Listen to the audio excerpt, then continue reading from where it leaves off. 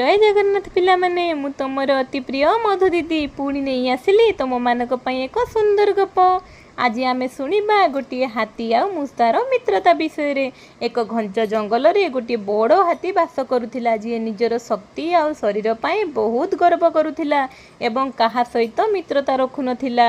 एणु सबु जीवजंतु ताकू देखिले भय करी सेठु चली जाउथिले। गोटे दिन हाथी गोटे गछ तले बसिथिला। सेही समय रे गोटे मूसा हाथी पाखकू आसिला और कहिला, हाथी भाई मु तुम सहित मित्रता करने को चाहूँगी। हाथी मूसा को देखी ताश्चर्य भरा कंठरे कहला, तुमे एते छोट जे तुमको देखिले मते हस लगुच, तुमे मो मित्र होगापी योग्य नुह, तेणु एठारू चली जाओ। मूसा कहला, हाथी भाई गर्व करवा ठीक नुह। तापरे किछि दिन गला परे हाथी जंगल रे बुलु बुलु शिकारी मानक जाल रे पड़ीगला। से निजकू जेते चाहिले मध्य जालरू मुकुड़े पारिला नाही एवं मने मने बहुत दुख करी कांदुथाए। बंचाओ बंचाओ पाटी करुथाए, हेले कौनसी